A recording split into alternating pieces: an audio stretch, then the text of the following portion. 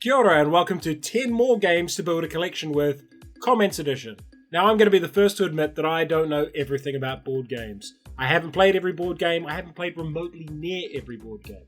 So when I put together a list of 10 games to start a collection with, that was heavily biased by what I'd played and what I was familiar with. But in that video I asked people to put suggestions in the comments below, and a lot of people did, like a lot more than I expected. So this video is taking all of those comments and compiling them into a list of 10 more good games you could start a collection with. And I'd really like to thank every commenter who put their suggestions on this video and made this video possible. Thank you. And let's start off with 5 honourable mentions that didn't quite get the number of votes as some of the others. Betrayal at House on the Hill, a game that starts with you exploring a haunted house, but midway through the game, something dramatic happens and the rules change. Concordia, a game about trading in the Mediterranean, but actually a good fun game about trading in the Mediterranean. Dice Forge, an unusual game about starting with basic dice that you can change the sides of, and as you go through the game, you improve the quality of your dice. Takanoko, a super fun game about a panda eating bamboo and the poor gardener whose bamboo keeps getting eaten. And Viticulture, the classic wine-growing worker placement game from Stonemaier Games. Now on to the top 10. The one thing that was missing from my list was a racing game, and the game that got suggested most commonly was Downforce. Downforce is a recent release from Restoration Games, but it's a remake of a much older game called Top Race. It's a really simple game revolving around hand management, playing cards to boost certain cars' movements, and then betting on what cars you think will win. Other suggestions for a racing game in its place could be Formula D or Flamme Rouge, both of which are quite easy to learn and really fun little racing games. Next up is the popular bag building game, The Quacks of Quedlinburg. Now Quacks has received a lot of attention the last year or so. It's won multiple big game awards, it got featured on Shut Up and Sit Down and they really raved about it, and it's generally just a game with a lot of buzz and a lot of popularity. The core of the gameplay is that you have a bag full of ingredients and you can put extra ingredients in there as you go through the game and you pull them out and try to get the best combination of stuff, but don't want to pull too many out in case an explosion happens and you ruin what you've done to date. So it's really a push your luck game revolving around this bag building mechanism. Another simple, easy to teach, easy to learn game that a lot of people have recommended. Next up is a game all about bluffing, negotiating, and social deduction, and that's Sheriff of Nottingham. The gameplay in Sheriff of Nottingham is really simple. Each of you plays merchants, and you draw a number of cards with goods on them. Some of these goods are legitimate, some of them are illegal. And you discard and redraw until you're comfortable with what you've got in your hand. Then you place these cards into a secret bag and declare that's what you're going to try and ship into town. And once your bags are loaded, you hand them to the sheriff, and the sheriff can decide to inspect the bags or not. And you can pay the sheriff or negotiate with the sheriff not to inspect your bag. So there's a lot of negotiation and tension in the game. Really easy to teach, really simple, and a lot of fun.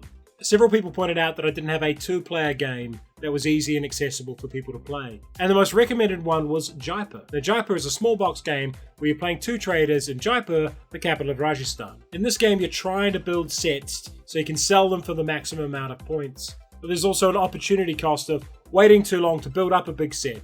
So the game has this real back and forth flow between the 2 players. Next up is a game I've actually reviewed on the channel, and it's the lightweight city builder Mashik Coto. Mashik Coto is a fun little city building game revolving around dice rolls. So you get a certain number of cards in front of you, you roll dice each turn, and you get the benefits from each card based on what dice have been rolled. As I've already covered this one on the channel, just go check the video out for that. It'll all be in the description below.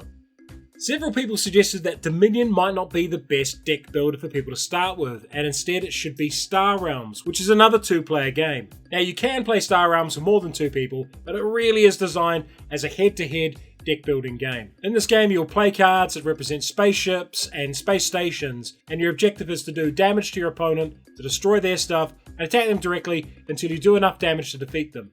Star Realms uses a lot of the normal tropes of a deck builder, where a lot of the cards give you more money that allow you to buy better cards, and a lot of the other cards give you attack value, which allows you to attack things. But in this game, you're directly attacking your opponent, so it's like a hybrid between a basic Magic the Gathering type game with a deck builder as well.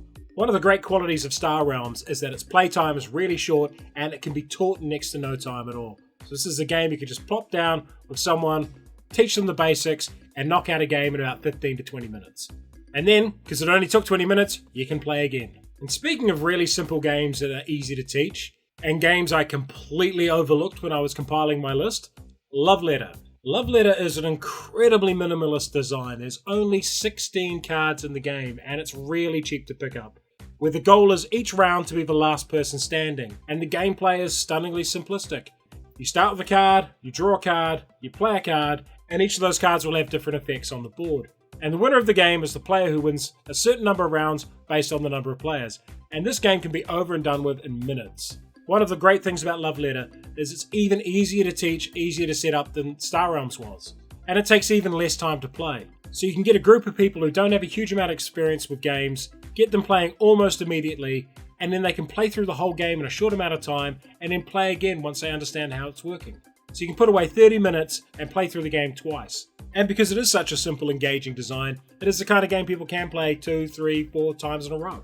And again, because it costs so little, it's definitely worth picking up and adding to your collection. Next up is a game that reimagines one of the oldest things in board gaming, and that's Dominoes.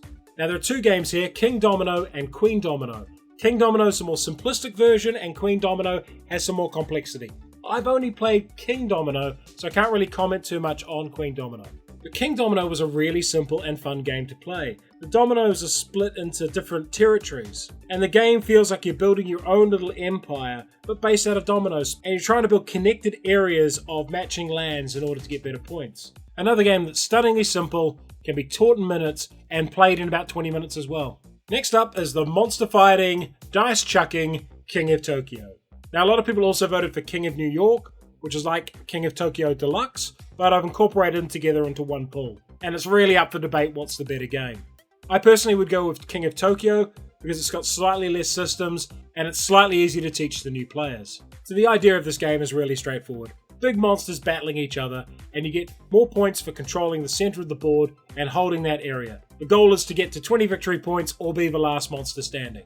And when you're controlling the center of the board, other people can attack you, and it's a lot harder for you to heal, but you do get a lot more victory points staying there. Lots of fun, lots of dice. Not exactly the deepest game out there, but if you just want giant monsters smashing each other, heck of a lot of fun. And finally, the game most commonly voted that I missed off this list, and it's a huge omission on my part because this game is the sort of game that should be in just about every starting collection, and that's Sushi Go. Now some people voted for Sushi Go Party, which is, again, the deluxe version of the same game, and I haven't actually played that one, but Sushi Go itself is just this really simple card drafting set collection game where you're trying to get little bits of sushi that match up in certain different ways in order to get the most points at the end of the game. It's fast, it teaches card drafting and set collection, and the sushi cards in the sets I've played have been absolutely adorable. And this is the kind of game that it doesn't matter how experienced you are at board gaming, you can still pick it up, play it, and have a lot of fun with it because it's so fundamentally simple, but yet so well designed that it still feels like you're playing a good game. And that's something I want to talk about at the end of this list. The idea that gateway games are somehow beneath some people. Now, there's a misconception amongst some people that these games are only worth playing to get you used to the hobby, to get you into the hobby until you can move on to better and brighter things. And I've always found that idea a bit snobby. There's nothing actually fundamentally wrong with playing a game of Sushi Go. I mean, it's a different experience to playing a Distant Plane or Through the Ages or Mage Knight or something like that, but a well-designed, simple game is a thing of beauty, and I think we should appreciate that a bit more. The idea that these are just stepping stones into real games is actually kind of arrogant. I think we should look at gateway games in a different way. They're not just stepping stones into a bigger world of deeper, more complex, more exciting, and more involved games. Designing a good gateway game that anyone can pick up and play is an art form. In some ways, it's easier to design a complicated Euro with a heck of a lot of moving parts than it is to boil down an idea to its simplest, most refined point. Perhaps that's my own biases coming in, but I just love the elegance of a lot of these games, that they're just so simplistic, so easy to pick up, and yet you can play them again and again and again and still have fun with them. So yeah, maybe we need a new term instead of gateway game. I don't know what that term would be, but